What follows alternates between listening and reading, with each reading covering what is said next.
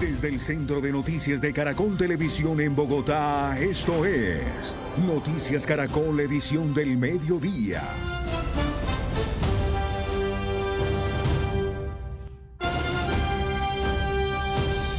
12:32 minutos, buenas tardes. Comenzamos con el temblor que se registró hace algunos minutos y que tuvo como epicentro la Mesa de los Santos en Santander. Catalina. Alejandra, según el Servicio Geológico Colombiano, tuvo una magnitud de 5.4 grados y una profundidad de 160 kilómetros. El movimiento telúrico se sintió en los Santanderes, Caldas, Tolima y aquí en Bogotá. Hasta ahora no hay reporte de daños. En algunos puntos se produjeron evacuaciones y Juan David Ríos, por ejemplo, está en el centro de la capital. Nos cuenta qué pasó, Juan.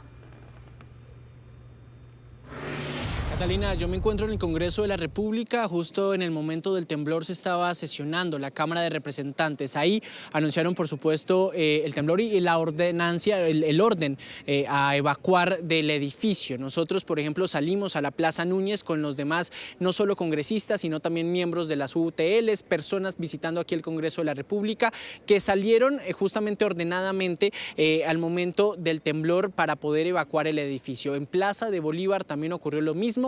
Edificio de la alcaldía también fue evacuado, en donde las personas salieron normalmente. A esta hora pues ya se retoman nuevamente las funciones. La plenaria de la Cámara de Representantes quedó suspendida después de este temblor, después de la evacuación, y se citará nuevamente. Lo cierto es que la edificación del Congreso y en el centro pues no ha presentado ningún riesgo, está en total tranquilidad. Lo cierto es que sí se evacuó oportunamente debido a este sismo que se sintió aquí, por supuesto, en el centro de Bogotá. Sí, son medidas preventivas que hay en medio de esos movimientos telúricos, pero por fortuna no hay que perder la calma porque no se registra ningún daño. Eso aquí en Bogotá. Vamos a ver qué está pasando en este momento en Tunja. Nos vamos hasta ese municipio con Jairo Niño. Jairo, ¿cuál es la situación a esta hora?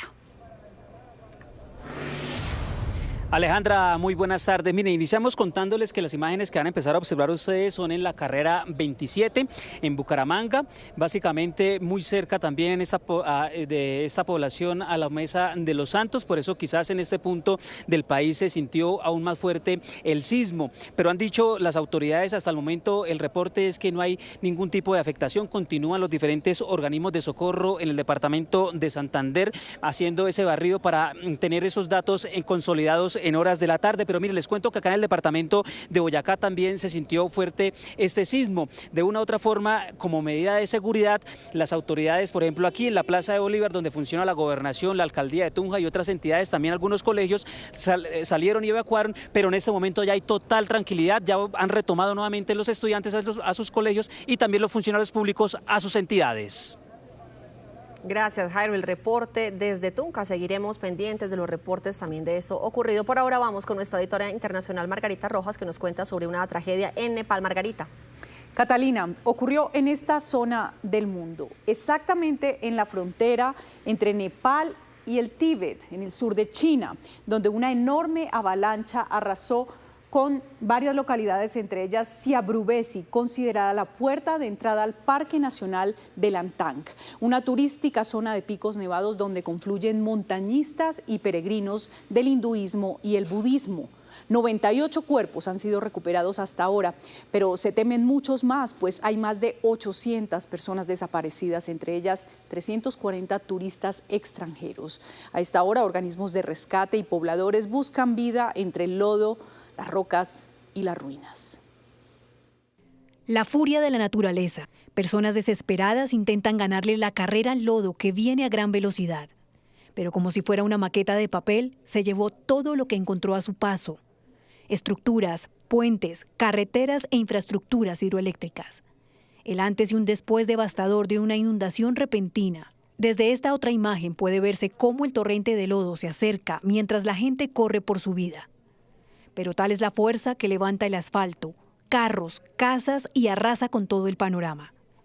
La frontera entre Nepal y el Tíbet fue el epicentro de la tragedia causada, según el Servicio Geológico de Estados Unidos, por un terremoto de magnitud 4.4 del lado tibetano, que desencadenó una avalancha y luego provocó la inundación repentina del río Botekoshi en Nepal. Mi cuñado tenía una licorería aquí. Recibí una llamada suya esta mañana. Lloraban y decían que toda su casa había sido arrasada. Rescataron a 3 miembros de la familia, pero su hermano sigue desaparecido. Vi cómo las inundaciones arrastraban unos 9 camiones con personas incluidas. Es un suceso desgarrador. Llevo 18 años enseñando aquí y nunca había visto nada igual. La naturaleza de la emergencia complica la respuesta de los rescatistas. Imágenes captadas por drones en Nuwakot, en Nepal, muestran las aguas de la crecida avanzando con fuerza por zonas residenciales junto al río, con varios edificios cubiertos de barro. Dentro de las víctimas, además de los locales, hay turistas estadounidenses, indios, malayos, británicos y australianos. La inundación golpeó Siabrubesí, el punto de partida de una popular ruta de senderismo, así como otras zonas utilizadas por viajeros para la peregrinación hindú. El ejército nepalí realiza búsquedas aéreas y ha podido rescatar a 114 personas del distrito de Rasugwa, uno de los más afectados. El primer ministro de Nepal, Balendra Shah, hizo un llamado a la unidad, pero también pidió a la población paciencia. Por su parte, el presidente chino afirmó que la tarea más urgente es hacer todo lo posible para buscar y rescatar a las personas desaparecidas y atender a los heridos. Una tragedia que, según los científicos, el cambio climático agrava, pues aumenta la intensidad y la frecuencia de este tipo de fenómenos. Y volvemos al plano nacional con nuestra propia tragedia, los incendios forestales. La situación en Tolima sigue siendo crítica, 11 municipios mantienen focos activos. Hay nuevas denuncias de las autoridades sobre manos criminales en algunos de los incendios y además sigue el llamado de auxilio de los campesinos. Marjorie Trujillo y María Juliana Reyes están listas para entregarnos toda la información de lo que está pasando en esas zonas. Compañeras, buenas tardes. Comienzo con usted, Marjorie. Muy buenas tardes. ¿Dónde está? Adelante. Hola Alejandra, mire, en este momento me dirijo al CENOP, este es el centro de entrenamiento de la policía y es que en las próximas horas se realizará una reunión muy importante con la mayoría de generales de la cúpula de este país, con la gobernadora del Tolima. Nos ha dicho más temprano que ella va a pedir que se militarice la zona de todo donde se está generando todos estos incendios forestales porque ya tienen datos muy ciertos de que aquí hay manos criminales, según ha indicado la gobernadora, y por eso necesita empezar a que las autoridades, tanto ejército como policía, vigilen cada entrada, cada camino por estas trochas, porque donde se apaga un incendio aparece otro en otro lugar y ya hay certeza que han encontrado algunos rastros de gasolina en este lugar. Más temprano nosotros estuvimos en el sitio conocido en la vereda como Santa Isabel, en la hacienda Jaguar. Allí realmente fuimos testigos de lo que tienen que hacer estos campesinos que prácticamente están apagando estos incendios con sus manos, con lo que tienen a la mano para contener el incendio. Aquí les contamos todo lo que pasó hace unos minutos a unos kilómetros de este lugar. Estas imágenes pueden ser el resumen de lo que se vive en 11 municipios del Tolima hoy. Sus campos están siendo devorados por las llamas. Allí, hombres y mujeres valientes, con las pocas herramientas que tienen, tratan de defender su territorio del fuego. Sí, señora, ha venido mucha la gente de las veredas, de Gualandá y de Payandé, de Ibagué, los bomberos. Anoche estuvieron como hasta las 3 de la mañana. ¿Y por qué están ustedes 3 solitas aquí? Porque en este momento están apagando otros incendios que hay para arriba, para la vereda, que están grandes también. Los tractores se convirtieron en carros de bomberos que llevan el agua que más puede, mientras en baldes los campesinos se gradúan como bomberos. Viene por el río Coello, por toda esa loma, está toda la mayoría, ya hay viviendas donde la candela les llegó, estamos al frente de esa loma, está mi casa, que también pues ahorita está corriendo riesgo. No, horrible. El humo, las llamas y el sofocante calor hacen más difícil el trabajo. Las largas jornadas contra el fuego tienen al límite de la fuerza a estas personas que no solo buscan proteger sus tierras, también les duele la fauna, ver consumidos en segundos esos árboles que los vieron crecer. Una cosa es una imagen de celular, un video, a estar usted acá y verlo en persona. ver todos incinerados. Según el más reciente reporte de la Secretaría de Gestión del Riesgo, las hectáreas arrasadas por el fuego superan las 25.000 y en este momento 11 municipios luchan contra las llamas. 26 días llevamos de estos incendios forestales y esta cifra que daba al final de mi informe hace unos minutos ya aumentó, me lo ha dicho la Secretaría de Gestión del Riesgo, y es que en este momento ya hay 30.000 hectáreas arrasadas por las llamas y justamente nosotros hemos estado en esta zona de San Luis, Valle del San Juan y Coello, pero desde el norte del Tolima también nos hacían un llamado urgente. Hasta allí se desplazó nuestra compañera María Juliana, que ha estado entre Venadillo y el municipio de Lérida y también cercana al municipio de Líbano. María Juliana, ¿cuál es el panorama en esta zona del norte del Tolima? Marjorie, muy buenas tardes para usted y para todos los que nos están viendo a esta hora. Nos encontramos en el municipio de Lérida, pero específicamente en la vereda Las Rosas. Aquí el temor de los habitantes es el siguiente. Lo que ustedes están viendo al fondo es el humo precisamente de las llamas. Lo que han dicho las autoridades es que llevan más de 150 hectáreas. Quiero que también nos dirijamos aquí a este grupo de personas que son precisamente productores, campesinos, habitantes que están aquí ante el temor de que lleguen las llamas a esta zona donde están sus viviendas. Y yo quiero que mientras estos hombres están aquí detrás siendo ese respaldo para la comunidad, hablemos con doña Luz. Doña Luz, cuéntenos usted, me contaba que uno de sus principales temores es que se repita una historia que le duele mucho, y es que ya había perdido su casa debido a las llamas. Sí, claro. Eso fue en el 2014. Se perdieron 5 casas. Cada hijo tenía una, y esas casas fueron reemplazadas al vista de la quema y todo por unas carpas, las cuales ese temor de que vuelva a suceder lo mismo, vivir debajo de una carpa y sin tener nada. Ese es precisamente el temor de doña Luz, tener que, incluso nos contaba que las carpas siguen instaladas, es un recuerdo un poco doloroso, pero por eso están haciendo el llamado. Estuvimos hablando aquí también con el secretario de Gestión del Riesgo, que nos contó cuál es la situación, porque incluso una quebrada ya se secó debido a las llamas y tiene a un corregimiento, a una de las veredas, la vereda Padilla, sin agua. Escuchemos. Tenemos más de 150 hectáreas quemadas. Vamos a tener problemas ahorita con la comida para el ganado, y tenemos problemas también con algunas fuentes. Ya tenemos la vereda Padilla, que está sin agua ya por la sequía, por el verano. Actualmente, ¿qué estamos haciendo? Estamos trabajando con Bomberos Lérida y también con Bomberos Líbano, que nos ha venido colaborando para estarle entregando agua potable desde el casco urbano del municipio de Lérida hasta la vereda Padilla. En este momento tenemos un incendio grande que ya lleva más de 15 días creado. Estamos, de acuerdo a las investigaciones que hemos hecho, por temas de limpieza de fincas, para sembrar, por el tema de que hacen las quemas para preparar la tierra, y ahí se nos ha salido de control a los propietarios de las fincas y se ha venido generando esta problemática. Mire, seguimos entonces aquí del lado de la gente, del lado de todas estas personas que están aquí siendo ese respaldo para que el incendio que viene en camino, y como ustedes pueden ver, el viento está soplando a esta dirección y es lo que más permite que al final las llamas se acerquen, pues es lo que tiene a estas personas aquí muy pendientes de que no vuelva a ocurrir esto en esta zona del municipio de Lérida. También en Venadillo hay varias emergencias, eso nos contó el alcalde de ese municipio, donde pide también refuerzos. Allí hay incluso bomberos del departamento de Antioquia, de Boyacá. Son varios los refuerzos, pero piden que sean aún más los que llegan a estas zonas para que no se ocasionen tragedias en este municipio también. Eso en el Tolima, María Juliana, gracias. En el departamento de Nariño también siguen luchando con las llamas. El impacto ambiental es gigantesco. En las últimas horas, cerca de 60 hectáreas de páramo en Cumbal fueron consumidas. En otros municipios como La Llanada y Ancuya también persisten los incendios.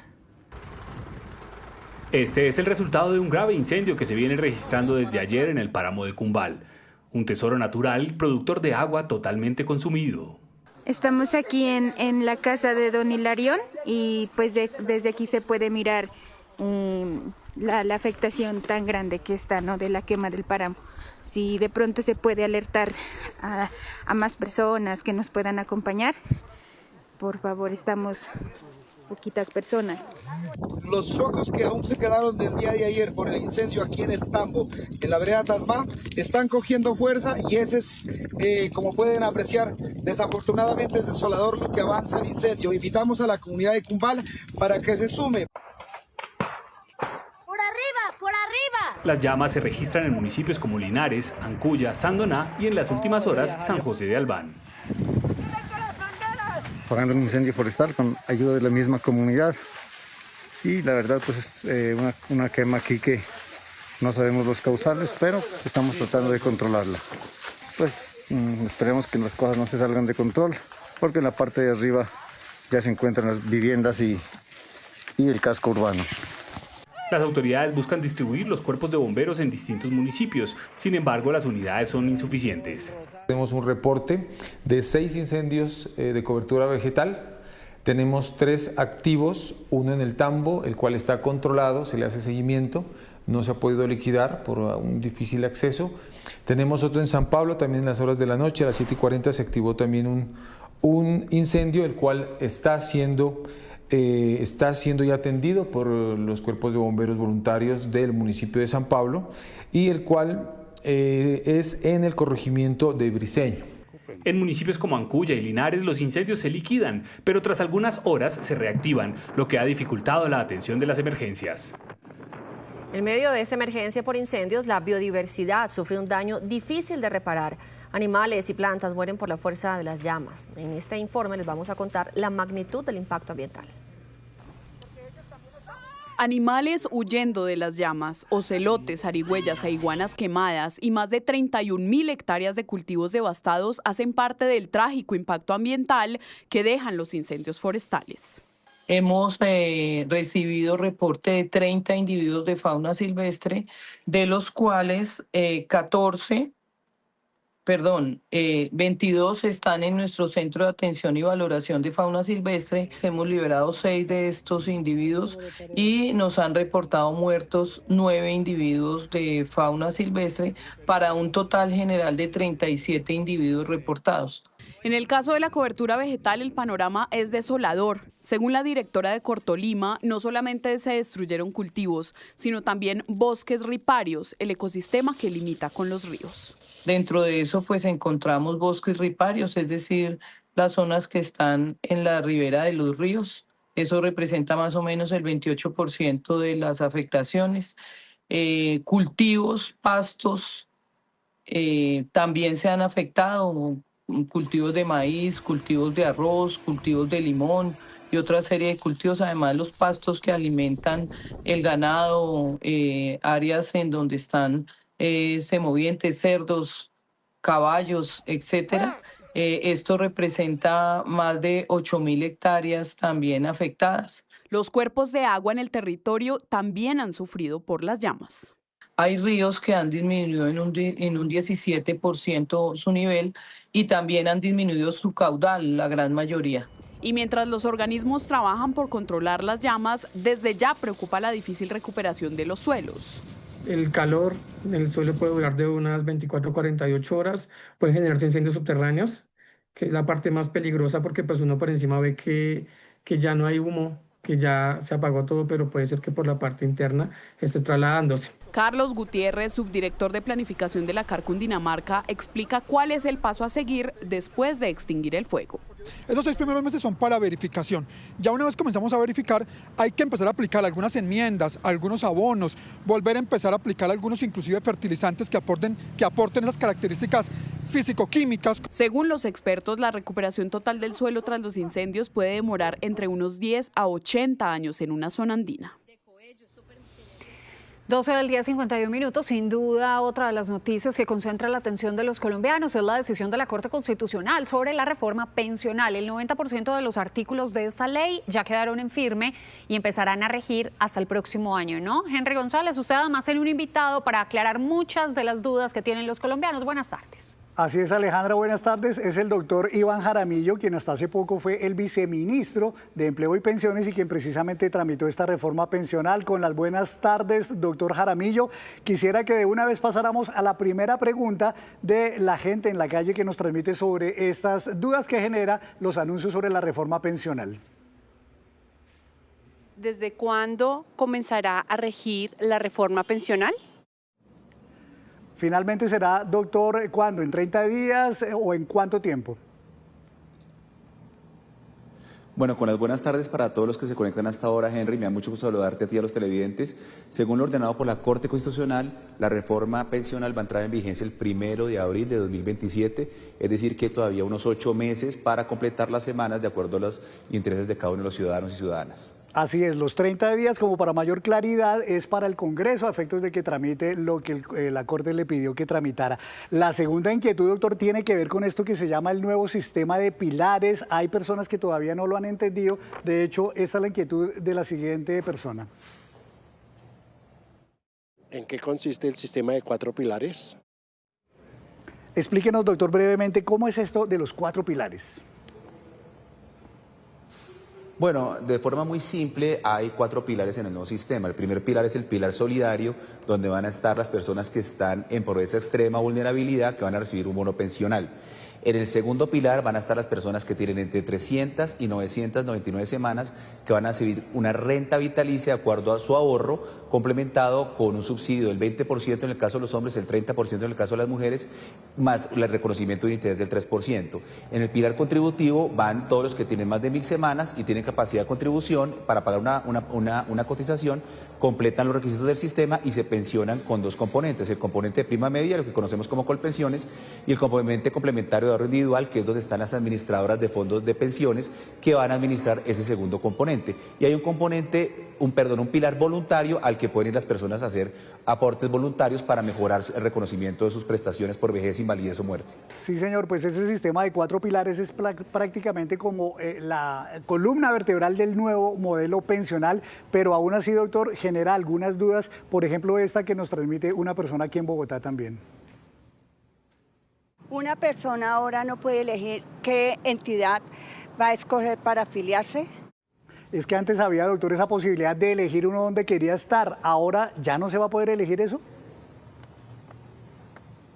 Es que justamente eso es lo que se quiere, pasar de un sistema de competencia en que los colombianos y colombianas elegíamos entre un sistema público, un sistema privado, a un sistema en el que se complementan para mejorar la administración del sistema, que los recursos vayan a donde deben ir, que podamos tener una mejor cobertura y que se corrijan los problemas de sostenibilidad financiera, equidad y cobertura del sistema. La idea es que ya no se elige no limitando la libertad, sino mejorando la salubridad del sistema.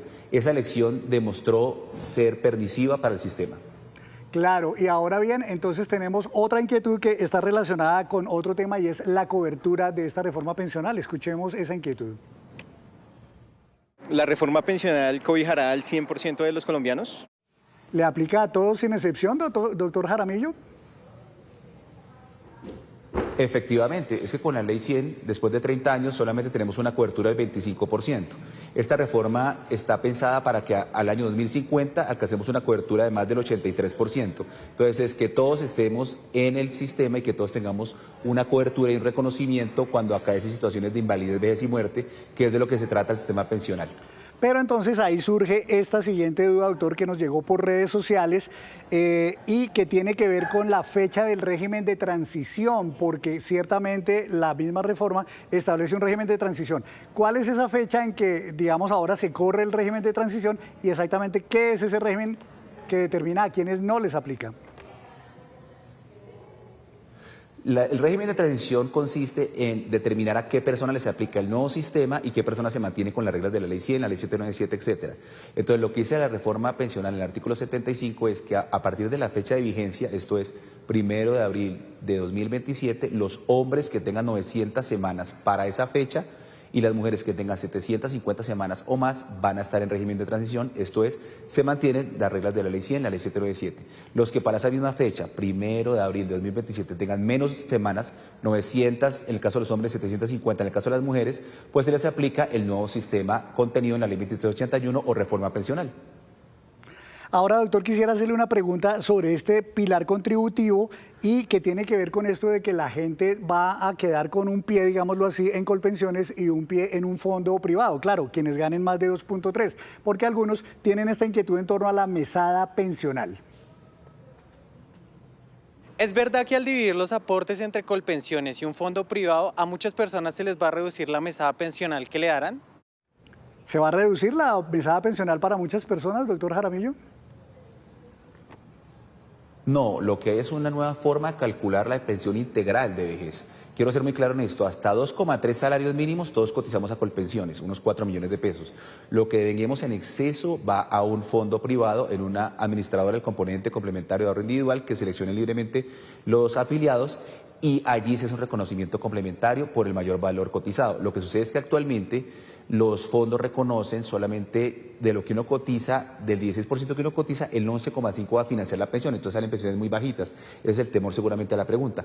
Con la reforma ese 11,5% se aumenta a 13 puntos y se aspira a llegar a 14 puntos gradualmente para que el reconocimiento en el componente de ahorro individual sea mucho mejor. Entonces, ¿de qué depende el reconocimiento de la prestación? Pues de la disciplina de ahorro, el monto de las cotizaciones y que ese complemento de lo que reconoce el componente de prima media con el componente de ahorro individual pues sea satisfactorio para el afiliado. Esta inquietud me llega por redes sociales, se la voy a leer, doctor Jaramillo. Es de una mujer. Estoy a la espera de la aprobación por hijos si la aprueban y tengo la edad. ¿Puedo pedir en ese momento mi pensión enseguida? Hay que establecer que el artículo 36, que es el que reconoce 50 semanas por hijo hasta 3 hijos, es uno de los artículos que fue devuelto a la Cámara para su trámite. Sin embargo, de ser acogida la proposición que se vaya a trabajar allí o el texto que está actualmente, se van a reducir 50 semanas por hijo hasta 3 hijos para los afiliados que estén gobernados por el sistema de la reforma pensional de la Ley 2381. No para los que están en el Ley 100, porque es una norma contenida en el nuevo sistema en el artículo 36. La puede pedir cuando cumpla la edad si está en el sistema bajo las reglas de la Ley 2381, esto es la reforma pensional, esa es la respuesta. Así es, ese es uno de los artículos que se devolvieron al Congreso, así que faltará esperar la claridad. Y me queda esta última inquietud, doctor Jaramillo, de una persona aquí en Bogotá. ¿Qué garantiza que Colpensiones no se va a gastar los ahorros pensionales de sus afiliados? ¿Hay una garantía de eso, doctor Jaramillo? Efectivamente, se constituyó en la reforma pensional, en el artículo 24, un fondo de ahorro del pilar contributivo. Hay un fondo que va a ser administrado por el Banco de la República, que tiene unos sistemas de administración y gobernanza propios, que justamente van a garantizar a través de esquemas incluso de cuentas generacionales, esto es, la distribución de las cotizaciones en función del riesgo y la edad de los afiliados, pues la correcta administración de los recursos. Hay disciplina, hay responsabilidad en esta reforma y hay una imputación directa al ahorro establecida explícitamente en el artículo 24 con la constitución del Fondo de Ahorro del Pilar Contributivo para garantizar que los recursos tengan la suficiencia para el reconocimiento de las prestaciones. Adicionalmente, la reforma prevé que cada 4 años se van a revisar los parámetros, esto es la edad, el monto de reconocimiento, el promedio con el que se calcula la pensión, para garantizar que los cambios demográficos pues dialoguen correctamente con el funcionamiento del sistema. Me queda una última inquietud que se relaciona con el tema con el que empezamos. Dijimos la reforma pensional entrará a regir en abril del próximo año, pero pregunta esta persona, ¿se puede presentar una contrarreforma antes de abril de 2027? Ya es una decisión política, habría que presentar una reforma distinta y que surtiera los 4 debates u 8 en función de que se presente una reforma de ley ordinaria o estatutaria en lo que nos queda que son 8 meses. Para mi modesto concepto es un poco complejo que en un tiempo tan corto se pueda adelantar un proyecto de ley de esta magnitud, pero es una decisión política que sí ya responde a las dinámicas propias del Parlamento en el país. Doctora Jaramillo, muchísimas gracias por estar en Noticias Caracol y como sé que hay más inquietudes de la gente, pues esta noche en Signo Pesos haremos precisamente esas aclaraciones. Gracias, Henry. También, y el texto de la reforma pensional fue devuelto por la Corte Constitucional al Congreso de la República.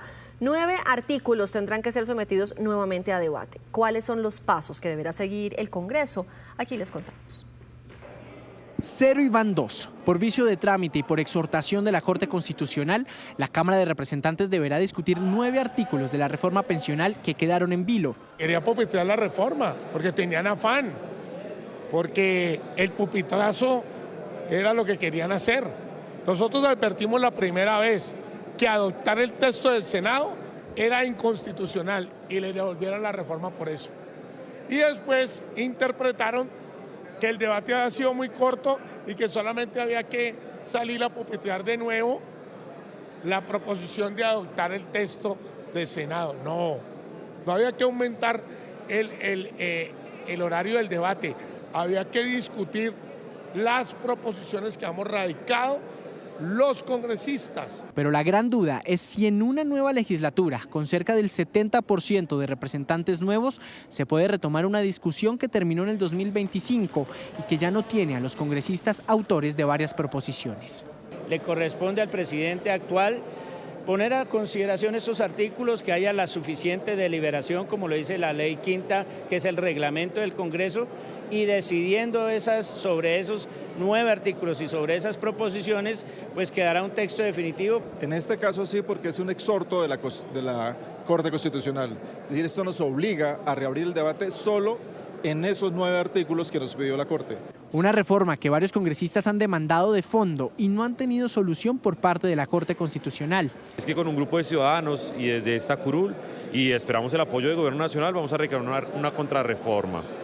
No que se meta con toda la reforma, sino que específicamente ataque el problema de ese pilar semicontributivo y además le dé una voluntariedad al pilar contributivo, que es el obligatorio de los 2.3 salarios mínimos. Por lo pronto, la Cámara de Representantes está a la espera de la comunicación oficial de la Corte para reabrir el debate. 1:03 p.m. Durante la mañana de hoy, el Tambo, Cauca, fue objeto de un ataque con drones. Más de 20 artefactos explosivos fueron lanzados contra la estación de policía, causando serias afectaciones a la población civil y daños materiales en edificaciones. A las 6:20 de la mañana se empezaron a escuchar las explosiones en el municipio del Tambo, en el occidente del Cauca. Durante unos 40 minutos, la población civil, escondida en sus viviendas, volvió a vivir el temor de los hostigamientos de la guerrilla. Esta vez los delincuentes usaron varios drones para atacar. Están atacando la estación de policía y por donde más puedan. En medio de las explosiones, los policías se atrincheraron en el búnker de la estación. Están toreados los barrios.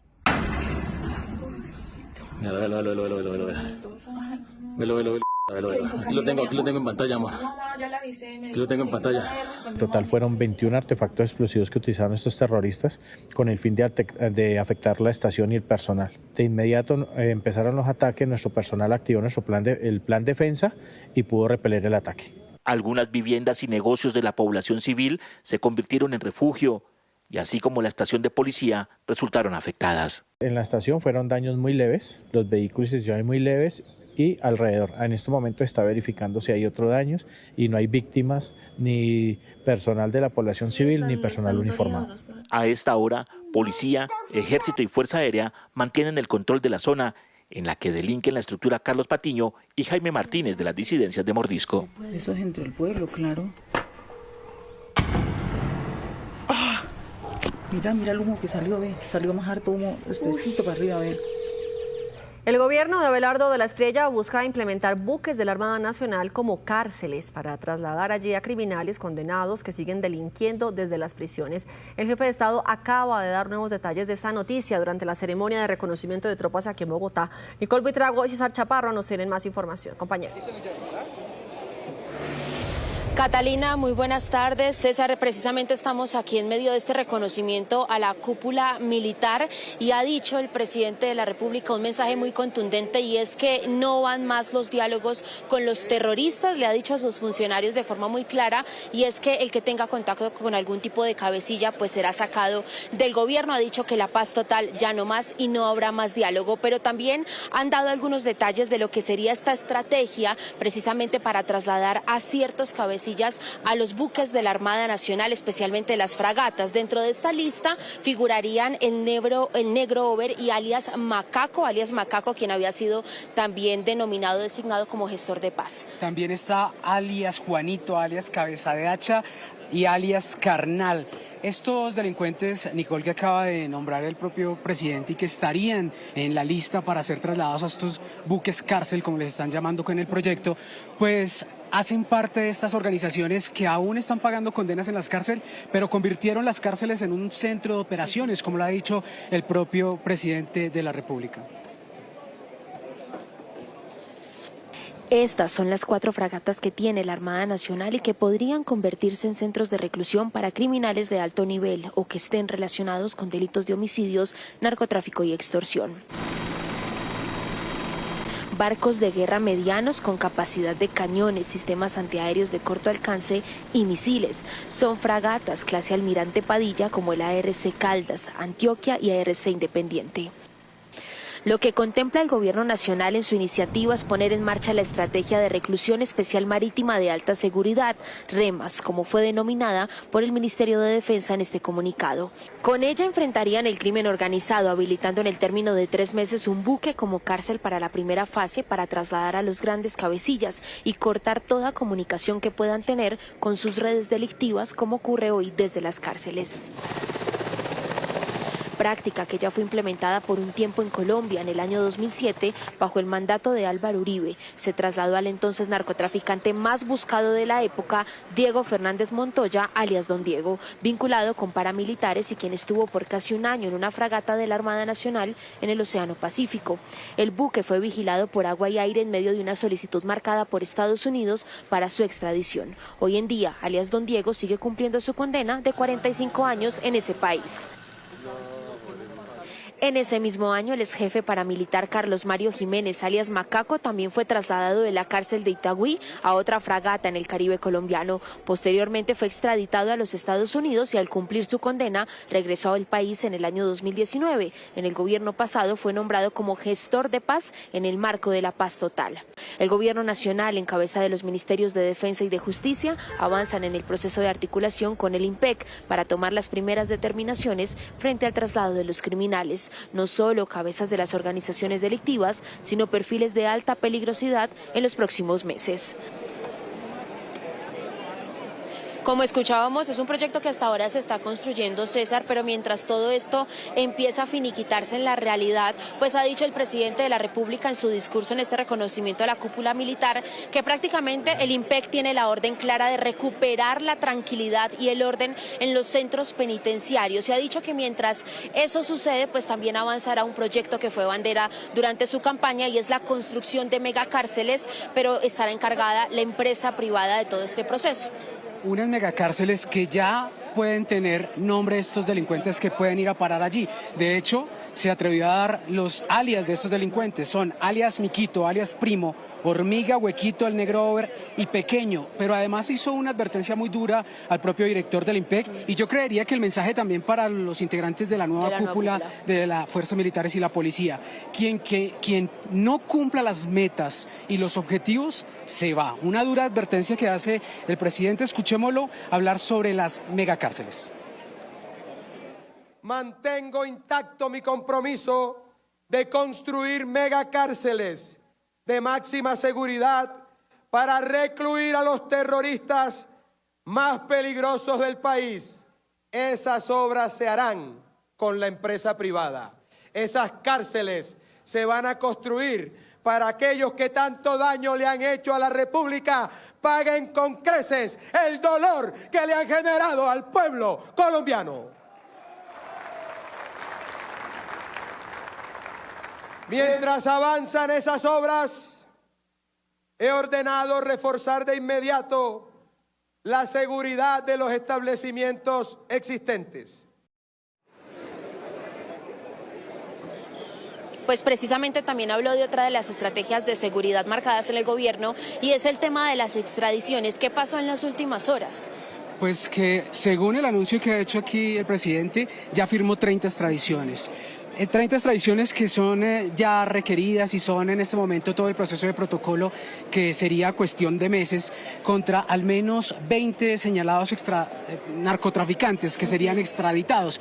Países que en este momento tienen este acuerdo y que están siendo, digamos, esperados por esta aprobación y este convenio, este protocolo que se haya firmado, pues está Estados Unidos, está Perú, Ecuador, República Dominicana. Son países que no se habían mencionado mucho, solo se esperaba Estados Unidos. delitos, pero hay algo que también llama la atención. Son pocos los narcotraficantes que están mencionados en esta lista. Son, entre otros delitos, delincuentes que han cometido, por ejemplo, extorsiones en otros países, secuestros, incluso abuso sexual. Y dentro de esa lista tenemos los primeros 5 que van a ser extraditados en los próximos días, requeridos por Estados Unidos. Está Armando Luis Suárez Calvo, que fue uno de los dirigentes de los Pepes, relacionado también con el Clan del Golfo, también requerido por Estados Unidos Didier Ignacio García. Y acá viene el cambio que usted menciona, y es que, por ejemplo, lo enviarán a Perú a Diego Alberto Londoño, otro de los criminales que está dentro de esta lista. Jorge Luis Mojica va para República Dominicana y también Roderick Aldair Morales va para el país de Panamá. Todo esto ha dicho él dentro de ese marco que buscará el gobierno nacional utilizar en tema diplomático. El país que requiera a un criminal que esté en un centro penitenciario en Colombia se le va a decir que sí. Esa ha sido la decisión del gobierno nacional.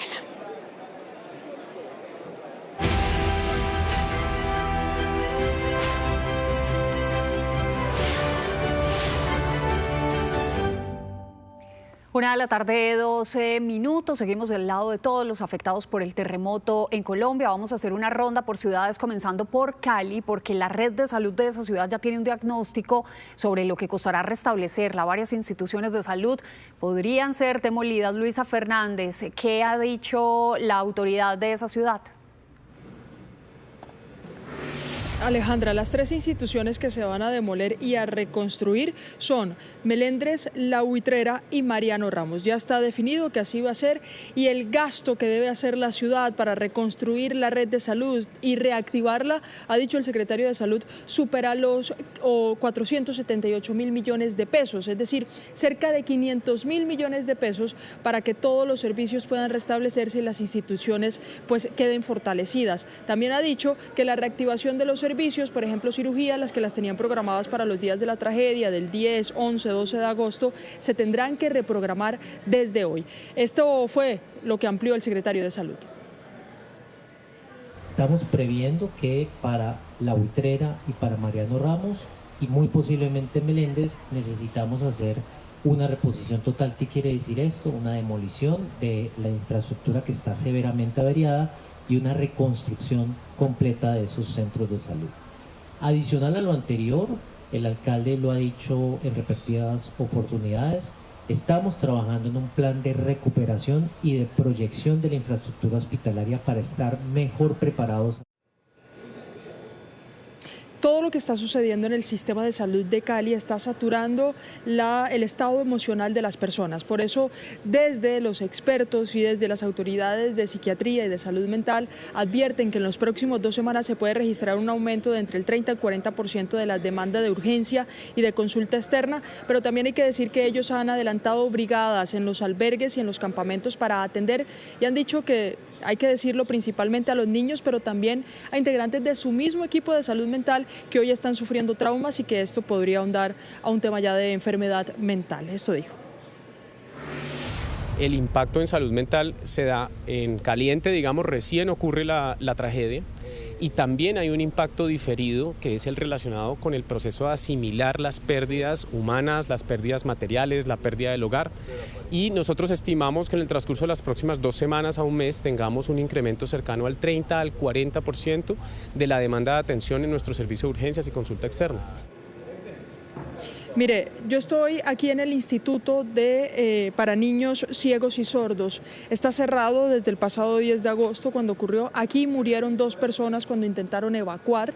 Este es el panorama. Los niños están en virtualidad. Esto tiene una doble función, clínica y también institución. Pues los niños ciegos y sordos están en virtualidad. La afectación es muy compleja para esta población, especialmente por la pérdida que tuvieron de los 2 compañeros también. Y se espera que en las próximas semanas pues pueda restablecerse parte de la clínica, pero no completa. Entre tanto, vamos a hablar de los subsidios para los damnificados. Valentina Gallego, usted tiene los detalles de cuál es el paso a paso para adquirir ese subsidio y cuándo entonces empezaría a entregar. Luisa, televidentes, buenas tardes. Miren, vamos a aclarar las dudas y las preocupaciones de las familias afectadas. Primera pregunta que nos han hecho todos estos días, ¿quiénes son los que van a recibir el subsidio? Ojo, porque no solamente van a ser las personas a las que le colapsó la vivienda, sino también todas aquellas que tuvieron que evacuar. Por ejemplo, si usted en este momento está donde un familiar, en los albergues o en los hoteles que habilitó la alcaldía de Cali, su vivienda no se cayó, pero usted no puede entrar, usted también podría recibir ese subsidio de $1.050.000 pesos. Segunda pregunta importante, ¿qué es lo que usted va a necesitar? Muy fácil, únicamente el certificado del censo, ese documento, ese papel que usted firmó en compañía de las personas de la alcaldía cuando llegaron al punto de su vivienda. Únicamente ese es el papel con el que usted va a poder reclamar. ¿A dónde le va a llegar el dinero? A una cuenta bancaria que usted va a tener dependiendo del censo, y si no, también lo podrá hacer desde Supergiros. En el siguiente informe le cuento detalle a detalle de lo que tiene que hacer y cuándo va a empezar a recibir el $1.050.000 pesos. El censo de las familias afectadas en Cali va al 85%. Alejandro Eder, alcalde de la ciudad, aseguró que se espera finalizar el proceso el día viernes para comenzar a otorgar los subsidios el próximo lunes. La ciudad tiene alrededor de 14.000 unidades habitacionales evacuadas tras el terremoto. Las familias damnificadas recibirán un subsidio de $1.050.000 pesos, siempre y cuando estén censadas y cumplan con los requisitos. Deben estar debidamente registrados, deben de cumplir con el análisis de daños, porque se van a priorizar las personas que han perdido su vivienda o que no pueden estar en sus viviendas, y podrán recibir, lo vamos a estructurar de una manera que las personas lo recibirán directamente en sus cuentas bancarias. Quienes no tienen cuenta bancaria o prefieren no ir a recogerlo, lo podrán hacer por la red de Supergiros. Son alrededor de 500 personas de la alcaldía de Cali las que están en los puntos afectados, con el fin de agilizar y terminar con el proceso del censo. Posteriormente, cada ficha técnica será digitalizada en la Plataforma Nacional de Gestión del Riesgo, donde los entes territoriales evaluarán cada caso para determinar si aplica o no al subsidio. Habíamos recibido más o recogido en territorio alrededor de 32.000 censos, RUFES que se llaman, y se han subido a la plataforma más de 20.000. ¿Eso qué significa? 20.000 familias que ya están en la plataforma. Esa plataforma hizo un cierre provisional, se volvió a abrir, y en ese cierre se están haciendo diferentes cruces. Las autoridades advierten que solo será necesario el soporte del censo para recibir el subsidio. Hacen un llamado a no caer en falsos anuncios, formularios o procedimientos económicos. Y mientras todas estas medidas se toman para atender damnificados, la red de hospitales, clínicas e instituciones de salud como esta en Cali, pues también el comercio intenta reactivarse para dinamizar esa economía y para ayudar a esa misma reconstrucción. Jonales Senado. Luisa, audiencia, saludo especial. Yo espero que usted se quede hasta este fin de semana para que juntos contribuyamos a la reactivación económica de Cali y el Valle del Cauca. Escuche estos datos. Se tiene previsto que más de 800 establecimientos gastronómicos nuevamente abran sus puertas durante este fin de semana. Algunos están ubicados aquí en Granada, también hacia el sur, en Ciudad Jardín, en San Antonio, en el área rural. Hay variedad, hay para elegir, como decimos coloquialmente, pero además de Cali, también está dispuesto el sector hotelero en todo el departamento, está operando a más del 95%. Hay planes en todos los municipios, en Sevilla, que es el Balcón del Valle, en Guadalajara de Buga, en Tuluá, en Buenaventura, en el norte, en Roldanillo. Aquí les mostramos un poco sobre esa oferta. Cali no se rinde y desde ya prepara todo para renacer entre toneladas de escombros y reactivar su economía. De los más de 1.000 establecimientos gastronómicos afectados, 800 abrirán nuevamente sus puertas este fin de semana. Este paso es un paso importante para poder mantener empleos, para poder mantener esas 17 cadenas de valor que giran alrededor de un plato que se sirve a la mesa. Son familias, son proyectos de vida, son sueños los que están en cada negocio. Hay cientos de planes para elegir, disfrutar un buen café, deleitarse con chocolates o degustar de comida típica, extranjera, comida rápida o ir de rumba.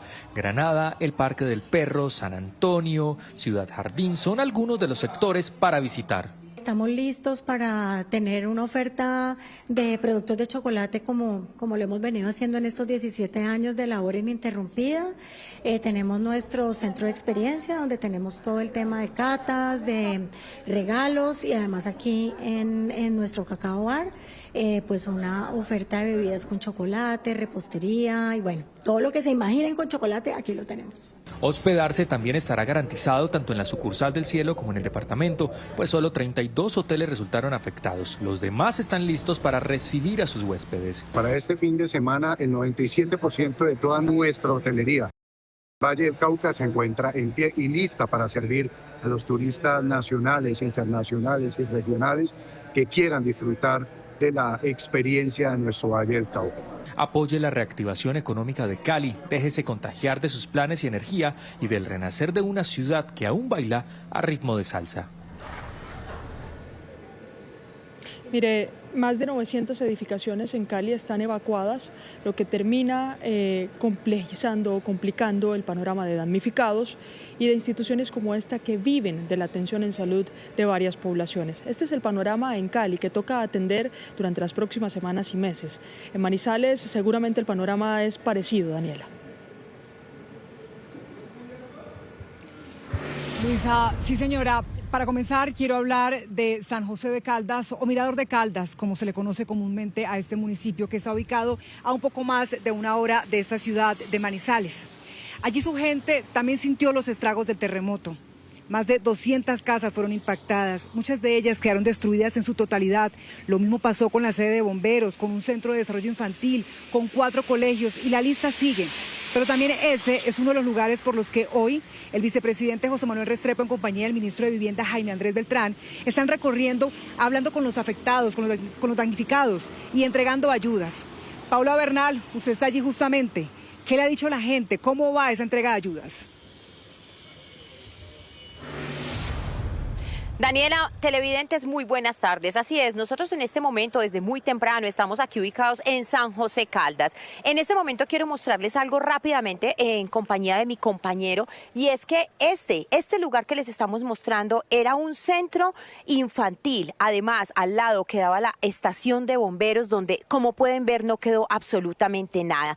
Y esto sin contar con algunas viviendas aledañas que también se cayeron por completo. Ahora sus habitantes, la mayor preocupación de ellos es que aún no reciben las ayudas y están ya cansados de alojarse donde amigos, conocidos, familiares, lo único que anhelan es primero un subsidio de arrendamiento y después un posible subsidio de vivienda o de mejoramiento de vivienda. Hablamos con cada uno de los habitantes de este sector y nos contaron cuál es su situación. El terremoto dejó una profunda huella en San José Caldas. La estación de bomberos colapsó, el jardín infantil resultó destruido. El colegio presenta afectaciones, además varias viviendas quedaron inhabitables. Pero detrás de estas estructuras hay familias que hoy enfrentan otra preocupación. No tienen un lugar seguro donde vivir y todavía esperan las ayudas prometidas para poder reubicarse. No, nada, por ahorita no se oye decir nada. Uno va y dice a la alcaldía que hay que esperar que eso es con el tiempo. Por ejemplo, a mí y a mi hermana nos dice que estamos en el censo, que estamos registrados y que estamos en el censo. Inclusive esta semana me dijeron que fuera por el certificado de damnificada. Los bomberos de la zona también tienen grandes urgencias. ¿Qué pedimos? Nosotros anhelamos volver a ver la institución de bomberos, volverla a ver tal como estaba o mucho mejor, porque ese es el sueño de nosotros, ver un cuerpo de bomberos lúcido, al servicio de la comunidad como siempre lo hemos estado. Muchas de estas personas aseguran que ya fueron incluidas en los censos de damnificados, pero hasta ahora no han recibido subsidios de arrendamiento ni ayudas de vivienda. Sin embargo, han empezado a buscar dónde ubicarse para poderse ir de donde los alojan. Porque ya siempre se demora un poquito para construir, entonces ya pues la vecina es muy bella gente y todo, pero entonces ya tanto tiempo. En medio de la emergencia, San José intenta ponerse de pie, pero para quienes lo perdieron todo, la reconstrucción no puede esperar. Necesitan que los censos se conviertan en ayudas y que los subsidios lleguen a las familias que hoy no tienen dónde vivir. 1 de la tarde, 25 minutos, y mientras esperamos qué sucede, qué se anuncia allí en el municipio de San José de Caldas, queremos también hablar de lo que está pasando aquí en Manizales en materia de salud. El Hospital Santa Sofía es el hospital de segundo y tercer nivel que atiende a gran parte del departamento de Caldas. Aquí presta servicios de cirugías de alta complejidad, de hospitalización, de cuidados intensivos. Pero tras el terremoto ha dejado de ofrecer 22 camas, un gran impacto que están sintiendo los pacientes. De hecho, tuvieron que improvisar la primera semana una sala de urgencias. Pues recorrimos este sector. Hablamos con el personal médico, con pacientes, y eso fue lo que nos contaron. El terremoto también sacudió el corazón del Hospital Santa Sofía de Manizales. Hoy, después de más de 2 semanas, el lugar que era la principal puerta de entrada para salvar vidas, luce así. Paradójicamente, la emergencia continúa dentro del mismo hospital. El servicio de urgencias y ocupamos el servicio de intermedios. Entonces, allí perdimos 14 camas.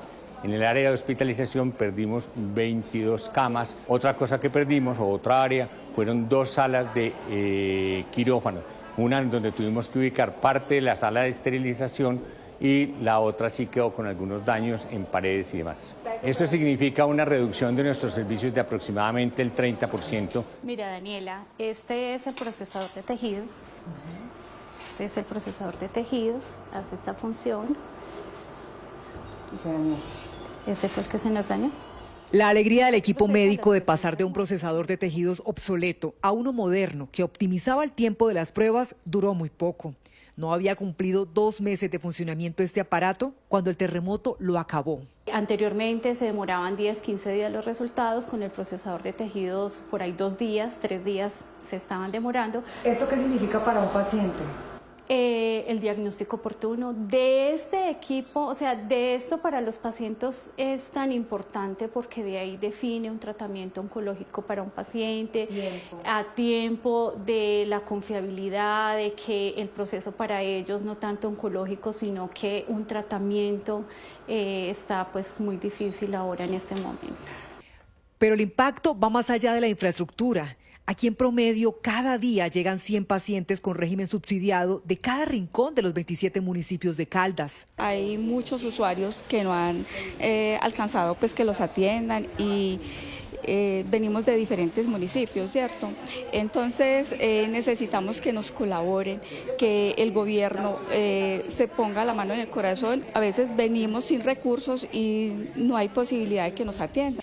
Aquí, cada procedimiento quirúrgico y atención en emergencia se vuelve un desafío contra el tiempo y la limitación. Y es que también deben pedir apoyo en otros centros médicos para esterilizar los instrumentos. Consecuencias del terremoto que se sumaron al déficit presupuestal que el hospital ya venía arrastrando en medio de la crisis de salud que atraviesa el país. Y me despido con el mensaje que el sector hotelero les envía a televidentes. Si usted tenía en su plan visitar esta región, no lo cancele, o si no lo había contemplado, agréguelo a la lista. Esta bella ciudad los está esperando con más de 700 hoteles.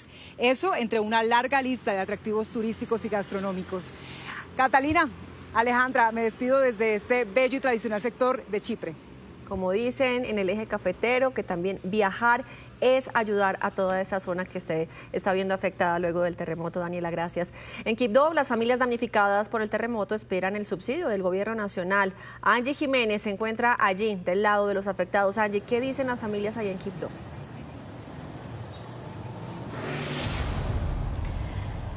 Le cuento que las familias en Quibdó siguen a la espera de este subsidio, aún no se han entregado. Nosotros en la mañana estuvimos acompañando a la gente en las filas donde se emiten los certificados de damnificados y la respuesta sigue siendo la misma de ayer. Acá se están emitiendo estos certificados, pero aún no hay una respuesta de cuándo se entregarán estos subsidios. Se dice que están en una etapa de verificación, revisando que esas personas que estén en este listado efectivamente y lamentablemente hayan perdido su casa o también haya quedado inhabilitada. Nosotros estuvimos hablando con la coordinadora de gestión de riesgo municipal. Lo que se le manifiesta a la persona es que primero tiene que estar inscrito en el registro único damnificado, debe tener la condición o el criterio que estableció el gobierno, y es que esos que van a recibir ese apoyo económico básicamente es para las familias que, como lo manifesté, tienen sus casas destruidas o en condición no habitable. Y de otra manera también explicándoles que pueden dejar el número, el documento de la cédula para nosotros verificar.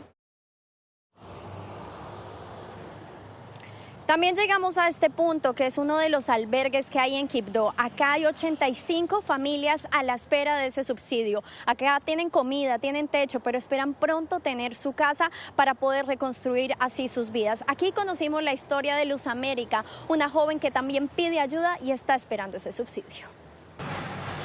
Luz América Chavera es una joven de 23 años. Ella perdió su casa en donde vivían arriendo el pasado 10 de agosto por el terremoto. Desde entonces permanece en un albergue con su hijo de 5 años.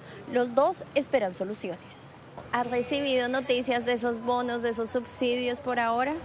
No. Acá uno come bien, tiene un techo, gracias a Dios, y pues ahí, a que Dios saque a uno en donde vivir. Acá pasa día y noche, las horas se hacen eternas porque no hay un plan ni un futuro claro. Solo la esperanza de recuperar la movilidad que perdió hace unos años por un mal procedimiento. Eso es lo único que pide y que justamente hoy pudo iniciar. La verdad es una terapia para volver a revivir los momentos otra vez con mi hijo y pues un hogar donde compartir con mi hijo para meterlo a una escuela para que él estudie. Así como Luz América, son 85 familias, 198 personas que están en uno de los albergues que fueron dispuestos en Quibdó y que siguen a la espera de que llegue el bono del gobierno. Según el más reciente censo, son 2.033 familias damnificadas. Esperemos pronto lleguen estos subsidios para Luz América y también para estas personas que están en este albergue. Pero en Quibdó también hay noticias positivas y es que estudiantes están volviendo a las aulas. Andrea Estrella nos tiene todos los detalles. Andrea, ¿cómo está volviendo este proceso para asistir a los colegios y qué pasa también con esas instituciones que aún están afectadas?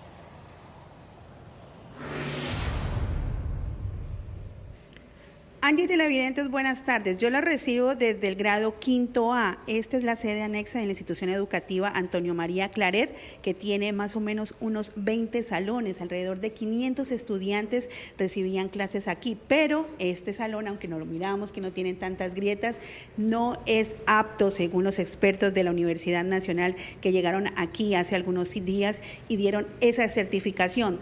Todos estos estudiantes, los 500 que aquí recibían clases, pasaron a la sede principal, que está a unas cuadras de aquí de este lugar, pero ellos tienen en este momento un horario especial. Así como estos estudiantes que tienen algunas alternancias, hay otros que todavía no saben en qué momento y cómo van a recibir las clases. En medio de abrazos, cantos y charlas motivacionales, los docentes de la institución educativa Antonio María Claret le dieron la bienvenida a sus estudiantes tras 2 semanas de haber sido suspendidas las clases por el terremoto.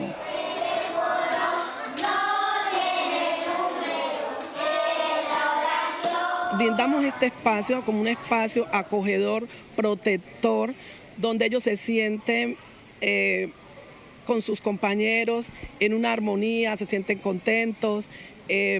Nosotros acá les decimos, este es su primer hogar.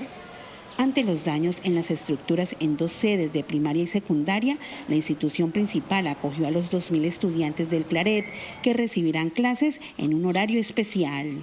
Solamente los de 10 y 11, porque ya tenían más experiencia en el sentido de manejar las cosas virtuales. Pero los demás, toda la institución está acá. Pasamos 3 jornadas de 3 horas y media.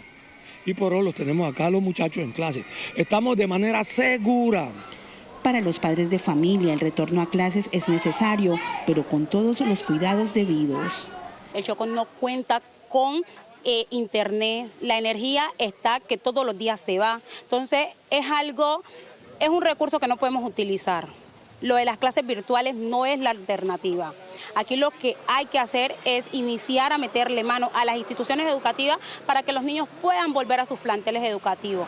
Según la Secretaría de Educación de Quibdó, el terremoto dejó 35 colegios con colapso parcial y otros 78 tienen daños menores, afectando a 37.160 estudiantes. Vamos a mirar en qué espacios podemos tener algunas aulas temporales y cómo podemos nosotros dotarlas también con esas gestiones que estamos realizando y qué estudiantes pueden también acudir a ella para que puedan continuar con la prestación del servicio educativo. Mientras las aulas en buen estado reabren sus puertas para devolver la normalidad a miles de niños y jóvenes, las autoridades locales avanzan en los planes de contingencia para las sedes con fallas estructurales. Noticia en desarrollo en Noticias Caracol. Una polémica estalló en las últimas horas por el nombramiento de Carolina Soto como presidenta de la Cámara Colombiana de la Infraestructura. Fue tal la controversia que la designada terminó dando un paso al costado.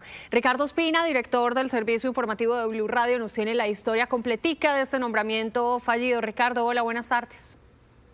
Hola Alejandra, buenas tardes. Es una historia que tiene como origen el nombramiento de María Consuelo Araujo como nueva embajadora de Colombia en Estados Unidos. Araujo era la presidenta de la Cámara Colombiana de la Infraestructura, de hecho lo será hasta el próximo 1 de septiembre por cuenta de este nombramiento como embajadora del gobierno del presidente de la Espriella en la ciudad de Washington. Ante esa vacante, el presidente Abelardo de la Espriella sugirió 3 nombres para que reemplazaran a María Consuelo Araujo en la presidencia de la Cámara Colombiana de Infraestructura. Se trata de la exdirectora de Prosperidad Social Tatiana Orozco, de la exministra de Transporte Natalia Abello, las dos Caribe, y de Sandra Gómez, exdirectora de Findeter. En medio de este escenario, ese mensaje, esos nombres sugeridos por el presidente de la República, fue transmitido al presidente de la Junta Directiva de la Cámara Colombiana de la Infraestructura, quien en las últimas horas, este martes, tuvo reunión de Junta Directiva. Algunas personas señalan que no fue enfático el presidente de la Junta en decir que ese era el mensaje del presidente Abelardo de la Espriella, y promovió el nombramiento de Carolina Soto como integrante y nueva presidenta de la CCI. Ella había estado en la terna inicial con María Consuelo Araujo como aspirante a ese cargo de dirigente gremial. La eligen los integrantes de la Junta Directiva y luego de esto el presidente de la República envía otro mensaje, señalando que esa elección la consideraba como una afrenta personal en su contra, recordando y señalando que en su concepto Carolina Soto no coincidía con sus ideas, con sus propuestas y con lo que él pretendía desde el punto de vista de la infraestructura. Ante este escenario, en el que también incursionó haciendo algunas llamadas de rigor la ministra de Transporte, la Junta Directiva de la CCI tuvo que volverse a reunir en la noche de este martes, teniendo en cuenta además alguna amenaza de algunas grandes constructoras de retirarse de la Cámara Colombiana de Infraestructura. Se reúnen nuevamente y le piden a Carolina Soto que, para evitar mayores complicaciones, dé un paso al costado, decline el nombramiento, lo cual ella hace sobre las 11 de la noche, ante lo cual la CCI emite esta mañana un nuevo comunicado donde confirma esta decisión de la Carolina Soto, obviamente solicitada por la misma Cámara Colombiana de la Infraestructura, diciéndole que ella ya no será la presidenta. Ahora la CCI se reunirá en los próximos días para definir si elige a su nueva presidenta de los nombres que sugiere el presidente Abelardo de la Espriella o si hace un nuevo proceso de confirma Cazatalentos. Es clave recordar que la Cámara Colombiana de Infraestructura reúne a las grandes constructoras del país que mayoritariamente hacen obras públicas, es decir, que hacen contratos muy importantes con el gobierno nacional, y por eso es fundamental para ellos la posibilidad de tener una interlocución fluida y directa con el gobierno nacional. Ante este escenario no entraba con pie derecho Carolina Soto, teniendo en cuenta, si se quiere, el veto por parte del presidente Abelardo de la Espriella. Gracias por seguir conectados con nosotros. A la 1:48 los saludo desde el Hospital Universitario San Jorge, uno de los más importantes del eje cafetero, tal vez el más importante de Pereira y también uno de los más grandes. Están ustedes en este momento observando que aquí se ve la maquinaria pues trabajando. ¿Por qué? Porque este hospital se vio afectado en cerca de 7.000 metros cuadrados de su infraestructura. Eso les ha permitido seguir atendiendo, porque como les decía es uno de los más grandes, siguen atendiendo a los pacientes, pero de manera simultánea están haciendo demoliciones controladas para poder tratar de avanzar luego de ese fuerte terremoto. Este hospital contaba con 560 camas, pasó a 426, perdió 134. Así sigue operando y además ha tenido que recibir pacientes de otras clínicas que cerraron en todas sus instalaciones, como la Clínica Noé, por ejemplo. Ha tenido que recibir pacientes, está prestando servicio y a la espera de que se apliquen los seguros, las pólizas para poder recuperar la infraestructura, pero también de que sigan llegando esas ayudas y la solidaridad en cuanto a equipos médicos y a medicamentos que aquí en Pereira todavía son necesarios. Hicimos un recorrido con el secretario de Salud de Risaralda, preguntándole qué estaba pasando con la red hospitalaria. Nos habló de la alerta naranja que continúa aquí en el departamento. Escuchemos lo que dijo el secretario. Tenemos una capacidad hospitalaria que está dando respuesta al 100% de las necesidades de salud en la población del departamento. se necesitan insumos médicos y hospitalarios, se necesitan algunos equipos que perdieron estas instituciones, pero lo que más necesitamos en este momento es que empecemos a trabajar el área de salud mental. Este es un problema que ya existe, pero que es la gran magnitud del evento que se nos viene, la salud mental de la población del departamento de Risaralda. Un reto fundamental, la atención de la salud mental de los habitantes de este departamento tan golpeado por ese terremoto. Hoy también es una fecha importante para los habitantes de Pereira, porque hoy vence el plazo para registrarse en ese censo, para entregar la información y que el gobierno nacional pueda hacer, por supuesto, el desembolso de los subsidios económicos para la reparación y la reconstrucción. Mientras tanto, mientras llegan esos subsidios, la administración de la ciudad dispuso de unos subsidios que son locales para atender a los comerciantes informales, a los comerciantes que hacen parte del sector de restaurantes y de los bares, y también para reconstruir de manera inmediata cerca de 12.000 techos afectados. Hablamos con el secretario de Desarrollo Económico sobre la logística de la entrega de subsidios. Vamos a entregar los primeros subsidios, que son recursos propios de inversión del municipio, hasta que tanto pues podamos acceder a los recursos del gobierno nacional. Este mismo fin de semana estaremos arrancando con 100 de los establecimientos de comercio que están agremiados a través de Asobares y 1.000 comercios de los lugares más afectados, entre esos el centro de la ciudad de Pereira, el sector de Cuba, el sector de Corocito y el sector de Providencia. De los del gobierno nacional, por eso estamos corriendo contra el tiempo en poder terminar el censo. Una vez tengamos consolidada toda la información que esperamos sea este mismo fin de semana, estaremos entregando ya al Fondo de Milagro de Reconstrucción de Colombia para que sean ellos los que determinen los tiempos y poder iniciar en el corto tiempo con los subsidios de servicios públicos, subsidio de arrendamiento, y creería yo que en un mes, una vez terminemos de establecer los daños y las personas damnificadas, se estará entregando el subsidio de arrendamiento, el subsidio de mejora y el subsidio de reconstrucción. Hoy termina entonces ese plazo, los puntos habilitados son 4, entre ellos se destacan el Parque Olaya y Plaza Victoria, que son tal vez los que tienen más espacio, y el tiempo es hasta las 5 de la tarde. Quienes lleguen hasta las 5 de la tarde recibirán pues de alguna manera un cupo para ser atendidos en ese registro. Muchas personas siguen preguntando en el resto del país cómo ayudar a Pereira, cómo apoyar al departamento de Risaralda, y por eso desde el sector hotelero hicieron un llamado a la solidaridad. ¿Cuál es ese llamado? Usar los servicios hoteleros, seguir haciendo turismo local, apoyar el sector turístico de este bello departamento. Nuestro compañero Freddy Gómez nos tiene los detalles de esa invitación especial. Freddy, adelante. El departamento de Risaralda continúa en reactivación, especialmente el tema de los hoteles. Hotelco también ya se está uniendo y empezando a trabajar en beneficio de las personas que fueron afectadas. Andrés, ¿qué balance se tiene de hoteles afectados, pero también qué se espera de los visitantes? Bueno, desde el gremio tenemos un balance de un 40% de hoteles inactivos, un 60% de hoteles en este momento activos, un 10% de ocupación en el momento del sector hotelero. Una afectación en el empleo de más de 100 empleos afectados. Esperamos y estamos en este momento trabajando por la reactivación del sector del turismo. Esperamos que los visitantes puedan ayudarnos visitando la ciudad, los hoteles, los parques temáticos que se encuentran abiertos, el aeropuerto ya está en funcionamiento. Y se tiene todo también listo, pero también hay peticiones que le están haciendo ustedes al gobierno en materia de impuestos. ¿Cuáles son?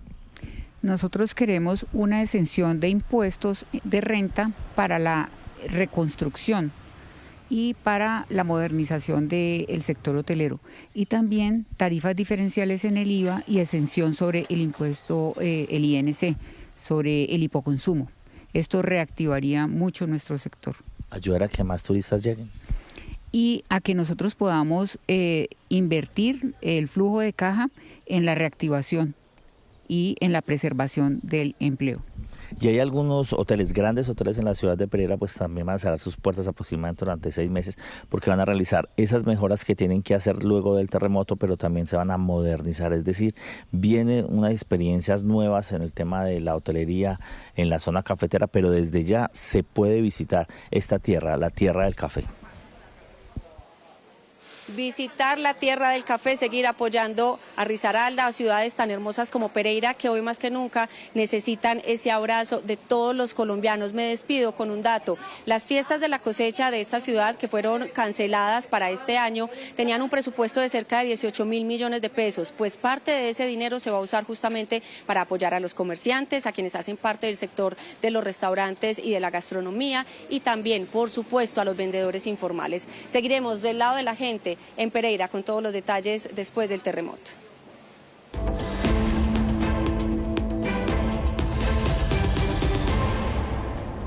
Estos son los sucesos que hacen noticia en el mundo hoy. Estados Unidos empezó a revocar decenas de miles de visas de turismo que fueron utilizadas para entrar a ese país y posteriormente solicitar asilo. Simultáneamente, el Departamento de Estado está revocando visas de colombianos a activistas de izquierda. El video de esta joven colombiana y su arenga llegó hasta el más alto nivel del Departamento de Estado. Que se viene, camaradas, es calle, así que compren zapatos porque va a tocar hasta el suelo. Esa es nuestra tarea, hacer invivible este país, Abelardo de las Priellas.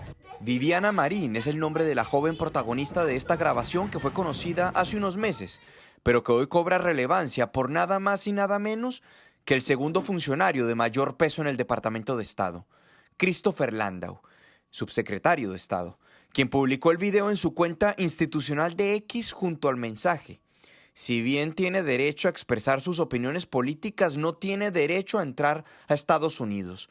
No damos la bienvenida a quienes se oponen a la política mediante la violencia o la intimidación. Por consiguiente, el Departamento de Estado, bajo la dirección del secretario Rubio, le ha revocado la visa. Decirle a la derecha, pues que sí, somos una plaga. Y somos una plaga que les va a salir a la calle todos los días de su vida a decirles ni mierda, aquí estamos. Fue el segundo mensaje de Landau en referencia a un colombiano y su estatus en cuestión de horas. El otro, Beto Coral, quien regresó a Colombia en los días finales del gobierno Petro en un vuelo de repatriación, tras ser detenido en Estados Unidos. Landau lo señaló de haber violado los términos de su visa de turista y haber utilizado su presencia en Estados Unidos para promover la agenda de Petro y criticar al hoy presidente Abelardo de las Priellas. Beto sostuvo que su solicitud de asilo no fue fraudulenta.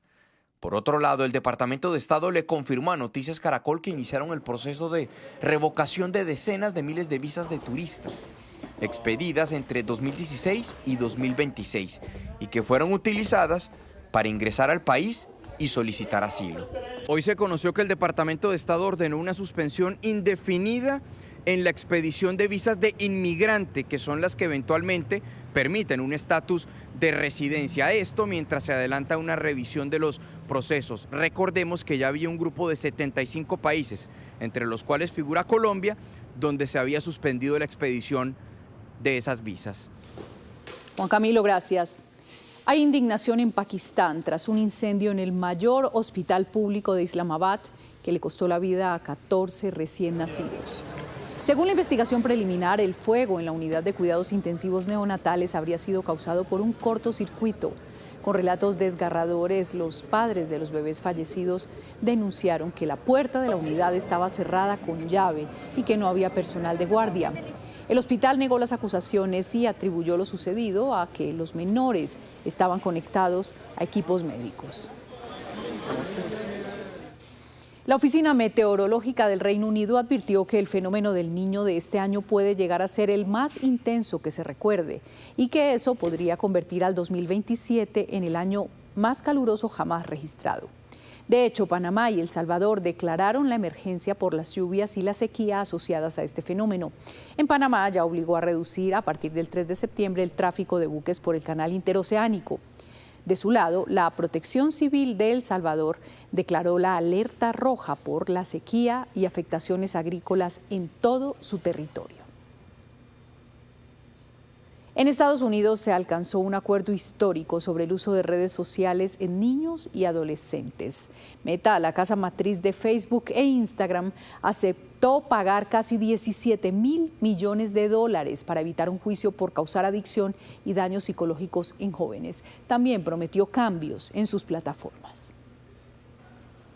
Un día después de que Adam Mosseri, el director de Instagram, testificara en el juicio de 29 estados contra Meta, el gigante tecnológico llegó a un histórico acuerdo con 47 estados y 4 territorios de Estados Unidos. Les pagará casi $17.000 millones distribuidos en cuotas por los próximos 10 años. Todo esto para poder evitar el juicio que había comenzado hace apenas una semana en una corte de California. La demanda acusaba a la compañía de diseñar sus redes sociales para generar adicción entre los menores, así como engañar al público sobre los peligros de sus plataformas. Mi oficina demandó a Meta por exponer deliberadamente a los niños a riesgos mediante una aplicación adictiva que fomentaba el uso compulsivo entre los jóvenes, además de provocar otros problemas de salud mental y trastornos del sueño. Este acuerdo se alcanzó en coordinación con otros 51 estados y territorios. El acuerdo resuelve todas las demandas contra Meta en tribunales federales y estatales en 51 estados y territorios de todo el país. A cambio, la empresa aceptó pagar un máximo de $16.680 millones y tendrá que implementar cambios en el funcionamiento de Instagram y Facebook para adolescentes. La compañía niega estas acusaciones y cualquier responsabilidad, pero para las familias que durante años pidieron una compensación y algo de justicia y que incluso perdieron a sus seres queridos por el uso de las redes, sienten esta decisión como una victoria. Creo que es una victoria. Nunca me devolverá a mi hija, pero enviará un mensaje contundente. Es la tercera vez que se les declara responsables y creo que la gente sabe que se les ha acabado el tiempo. Meta ahora busca que sus rivales en la industria como TikTok y YouTube también implementen medidas. Este acuerdo, que es el más grande en la historia de Estados Unidos contra una compañía tecnológica, ahora tendrá que ser avalado por un juez. Pero, ¿cuáles son esos cambios que podrían implementarse en Facebook e Instagram para controlar el acceso a los menores? Juan Rafael Rincón nos explica. Margarita, buenas tardes. Son un total de 13 cambios, entre ellos que los jóvenes solo podrán navegar e investigar en Facebook e Instagram en un máximo de horas al día. Tampoco podrán navegar desde la medianoche hasta las 6 de la mañana ni en horario escolar. Otra muy importante es que los menores de 18 años no les aparecerá el registro de likes o me gusta en ninguna de las dos plataformas. Y uno muy clave, habrá un mayor control de registro de edad a la hora de abrir una cuenta para que los adolescentes no presenten una edad adulta o falsa. Ahora, esto abre un debate entre los expertos que tiene que ver cómo garantizar que se cumplan estas medidas. Hablamos con Andrea García, experta en ciberseguridad, quien dice que no será posible el cumplimiento de estas normas sin la corresponsabilidad de los padres de familia. Es un compromiso por parte de todos. Me parece muy interesante esta corresponsabilidad. Y bueno, pues hay efectivamente algunas medidas que podrían ayudar a esto. Al mismo tiempo le está dando unas garantías a los padres, de tal manera que antes que los niños bajen las aplicaciones, estas plataformas como Meta puedan exigir unos controles de verificación de la edad que tienen que estar auditados por los padres. También se desactivarán funciones como el uso de filtros de cirugía estética y maquillaje extremo. Y hay que decir que el director jurídico de Meta invitó a todos sus competidores TikTok y YouTube a implementar también estos cambios. 2 de la tarde, 13 minutos y mucha atención porque hay noticias sobre la nueva cúpula de la Policía Nacional. César Chaparro, ¿de quiénes se trata? Alejandra, televidentes, buenas tardes. Neutralizar los ataques con drones es una de las prioridades que ha anunciado el nuevo director de la policía, el general Alejandro Barrera, al término de la ceremonia aquí en la Escuela de Cadetes Militar, ubicada aquí en la capital del país. También habló sobre las nuevas estrategias de seguridad ciudadana y los nuevos comandantes que serán anunciados en los próximos minutos para las más importantes capitales del país. También dio un mensaje para sus hombres, mujeres y policías. Estamos revisando todas las capacidades que tenemos para que en el ámbito científico podamos nosotros también mirar de qué manera podemos neutralizar esta amenaza, pero no solamente en el ámbito científico, en el ámbito técnico. También nos estamos viendo a que la ciudadanía, nuestra comunidad, también cuida a sus policías. La estrategia de seguridad para la gente en las calles. Se están diseñando unos bloques integrados entre fuerzas militares y policía, que son unos bloques integrados operacionales para la seguridad ciudadana. ¿Quiénes quedan en las metropolitanas más importantes, por ejemplo? Se ratifica al señor general Giovanni Cristancho, acá en la Policía Metropolitana de Bogotá. Para Cali va el señor general Néstor Pineda. Para Bucaramanga va el señor general Camelo, que estaba en Barranquilla. Para Barranquilla va la señora general Sandra Hernández. Todos van a quedar con generales. Para Medellín va el señor general Richard Fajardo. Antinarcóticos se ratifica, la Dirección de Investigación Criminal se ratifica al coronel Alfonso. General, un mensaje para los policías, hoy usted como nuevo comandante aquí ya a partir de hoy. Venimos con la sangre renovada, con un cuerpo de generales que piensan ustedes para que lo primero que tenemos que hacer es trabajar por nuestra base, por nuestros auxiliares de policía, por sus policías. Tienen a ustedes a unos comandantes, a unos directores que están comprometidos primero con el bienestar de ustedes, porque como le dijo el señor presidente, la exigencia va a ser al máximo. Y asimismo se conoció la llegada a Colombia del general Donovan, el comandante del Comando Sur de los Estados Unidos. En este momento se encuentra en Bogotá y según fuentes militares en las próximas horas viajará este nuevo integrante, del Comando Sur de los Estados Unidos con la nueva cúpula militar, especialmente a Tumaco y a la base militar de Tolemaida.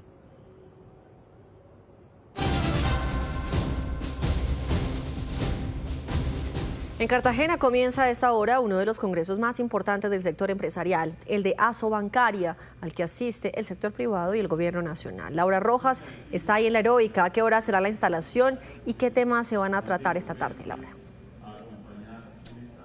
Catalina, ¿qué tal? Muy buenas tardes, 2:16 de la tarde y ya arrancó este congreso muy importante.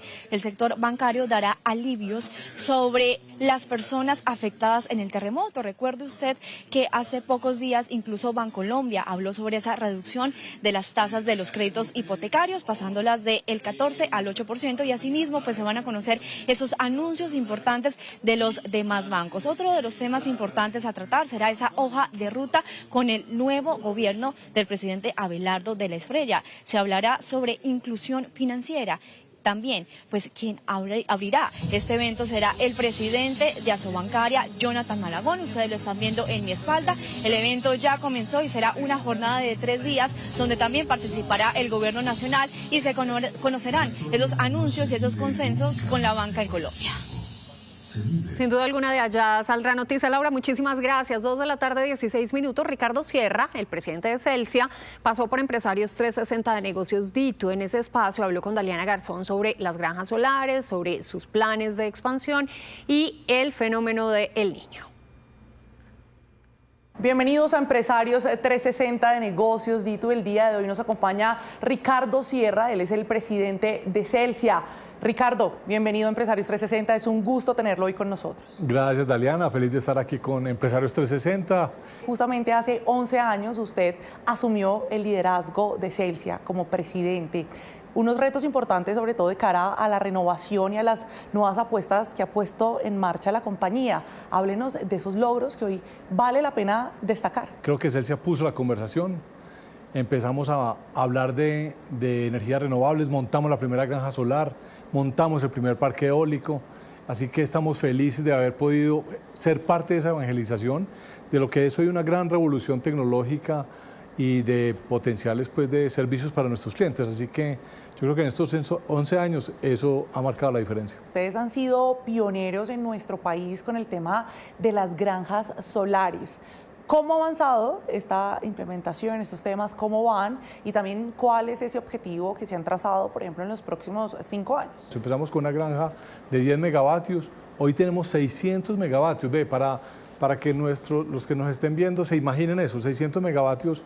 Haz de cuenta que son unas casi 1.000 hectáreas sembradas en paneles solares en diferentes sitios del país. El 55,5% de los colombianos hacen parte de la informalidad. Eso es el 50% de la fuerza laboral de Colombia. Esa informalidad laboral es reflejo de todas las normas y regulaciones que tienen las pequeñas y medianas empresas para operar. Hay muchas posibilidades de mejorar para generar más empleo formal, que es lo que necesitamos.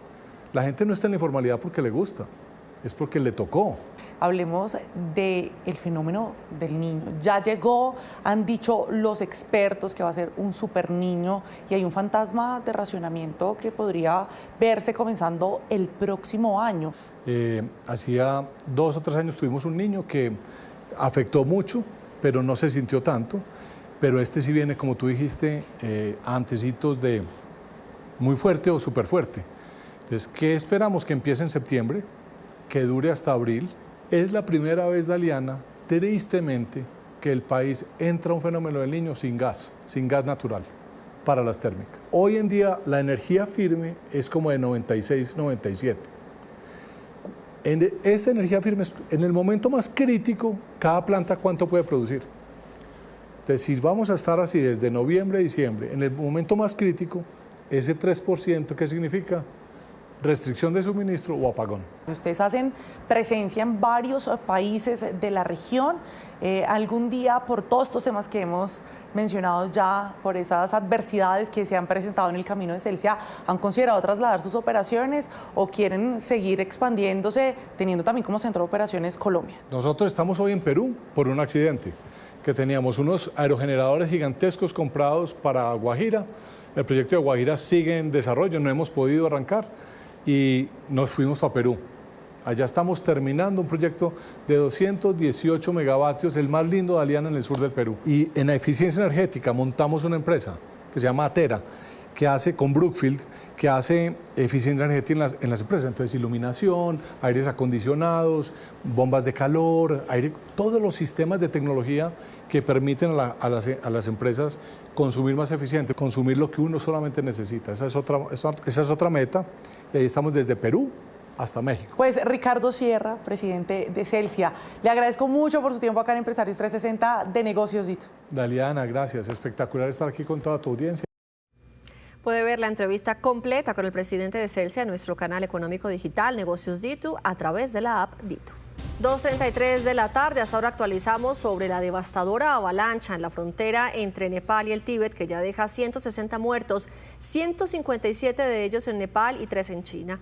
La tragedia deja también unos 800 desaparecidos. Según el Servicio Geológico de Estados Unidos, todo se originó por un deslizamiento de tierra que posteriormente generó un terremoto de magnitud 4.4. La India ya desplegó ayuda internacional. 170 de las personas desaparecidas son de esa nacionalidad.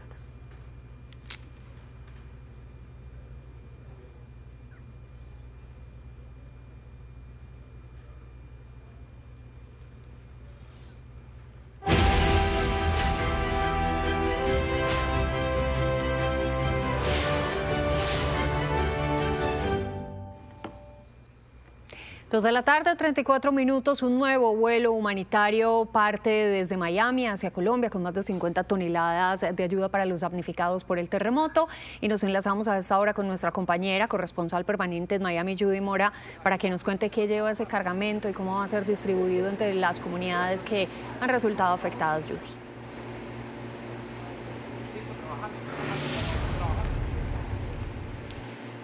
Alejandra, pues buena parte de lo que hoy se fue rumbo a Colombia salió precisamente de este centro de acopio. Aquí en el centro comunitario AFE, Amor, Fe y Esperanza en Miami se recolectaron las más de 50 toneladas de ayuda humanitaria que reciben esta tarde en Cali.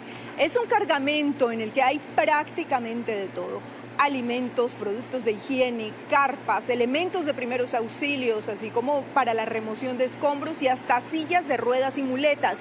Una respuesta solidaria que, según sus organizadores, pues no habían visto antes. Se movilizó la gente de una manera impresionante, venían de todas partes de Estados Unidos con camiones y vanes y trocas, de toda clase de cosas. Ha sido una gran movilización. Pero queremos que eso no termine, porque ahora es donde más se necesita, todavía falta mucho por hacer. Y este esfuerzo no se limita solamente a ese cargamento. El vuelo de hoy es solo uno de varios vuelos humanitarios que la TAM ha dispuesto desde que comenzó la emergencia. Hasta ahora, con este vuelo que está saliendo hoy, serían aproximadamente 250 toneladas de carga que estamos moviendo. No solamente hemos movido carga desde Miami, hemos movido carga también desde Lima, desde Santiago, también dentro del territorio de Colombia, desde Bogotá también hemos movido carga. Así que ha sido un trabajo gigantesco desde que ocurrió esta emergencia y bueno, aquí seguimos apoyando hasta que se pueda.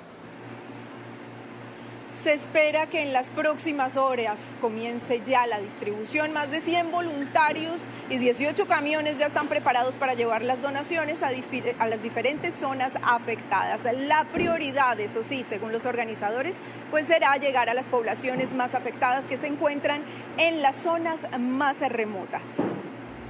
Gracias, Judy, desde Miami con la información de estas ayudas para los damnificados del terremoto, pero hablamos de otro hecho que también se sigue registrando en el país, y es que en el norte del Tolima los habitantes de los municipios afectados por los incendios continúan luchando contra varias conflagraciones. A esta hora buscan alternativas para evitar que las llamas se sigan propagando. María Juliana Reyes, ¿dónde está y cuál es la situación hasta ahora?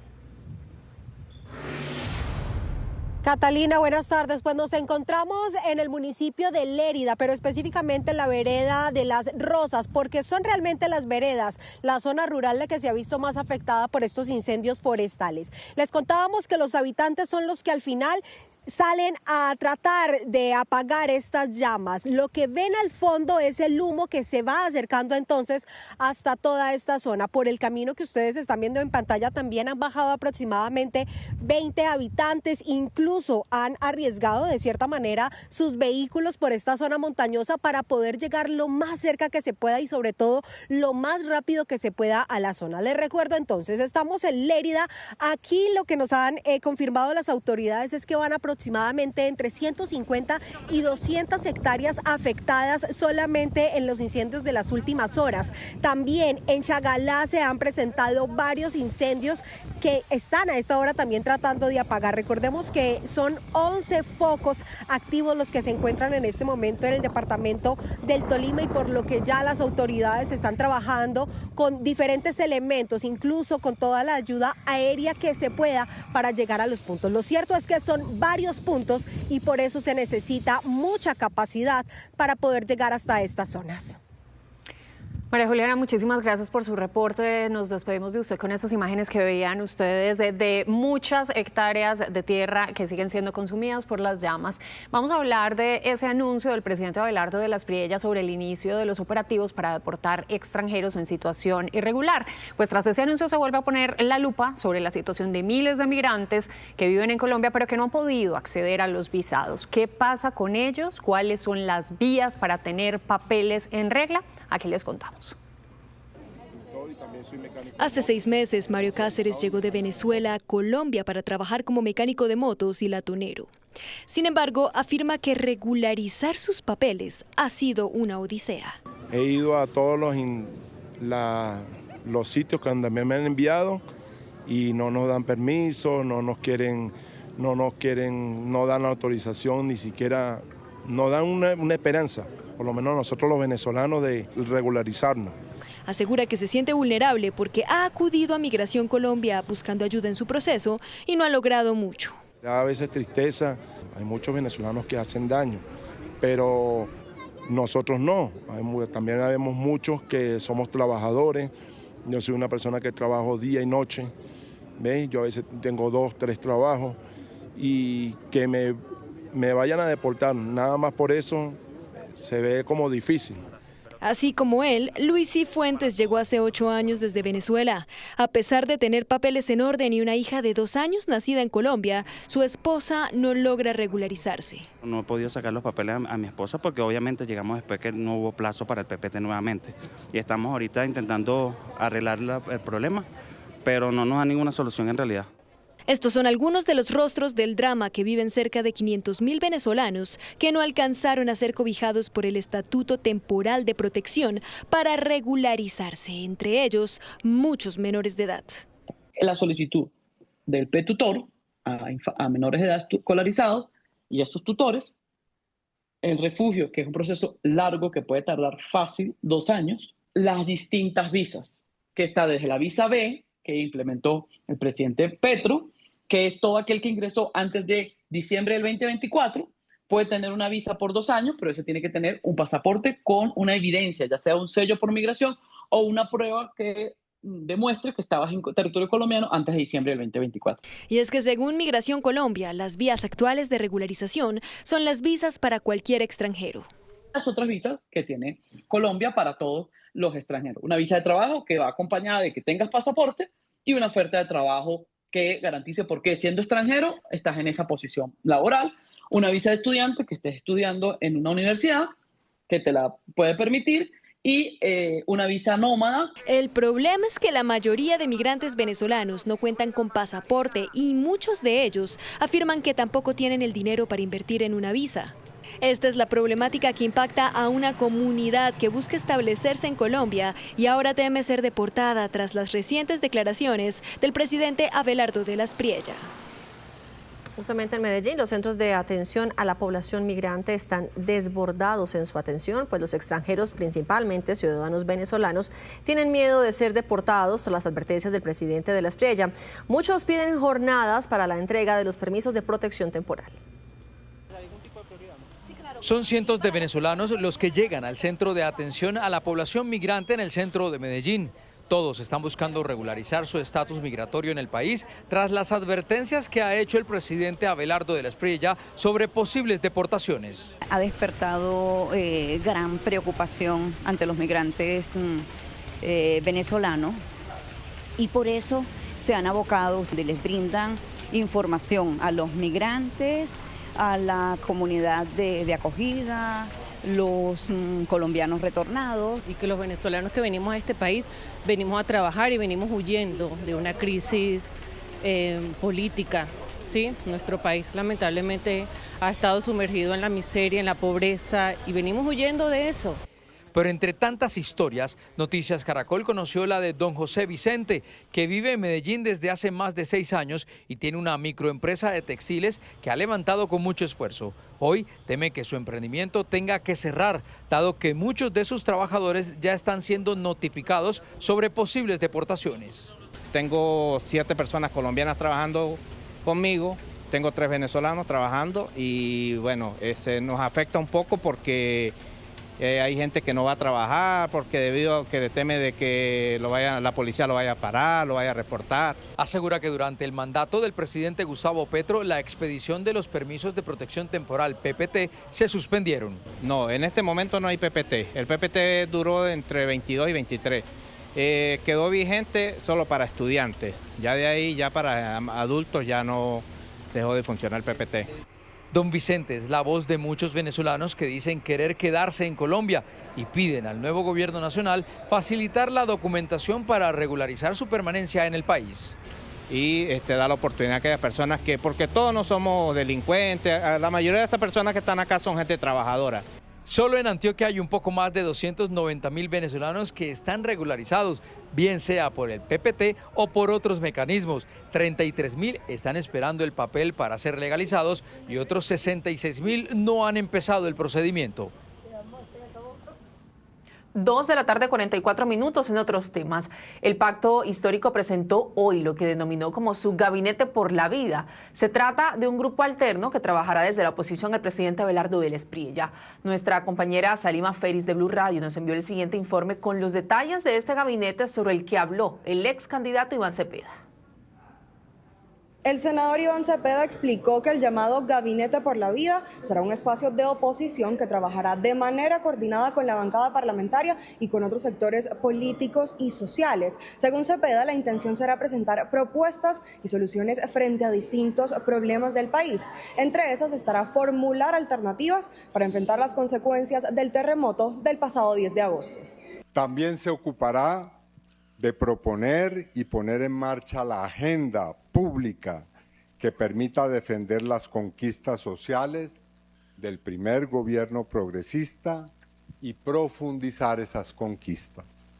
El Gabinete por la Vida está integrado por varios exfuncionarios del gobierno de Gustavo Petro, entre ellos Germán Ávila, exministro de Hacienda, Jaime Duzán, expresidente de Colpensiones, Antonio Sanguino, exministro de Trabajo, la excanciller Rosa Villavicencio, entre otros. Voy a sacar las cápsulas de gracia. y seguramente serían muy exitosas. De su hija. Sí. Gracias, Clau. Así terminamos las noticias. Nos vemos a las 7 de la noche con una nueva edición informativa. Pero si quiere seguir los hechos del día, puede conectarse a partir de este momento a la señal digital de Noticias Caracol en nuestras plataformas digitales. Y aquí en nuestro canal Caracol ya viene Ciudad Lejana. Somos Noticias Caracol, primero la gente. Chao, chao, feliz tarde.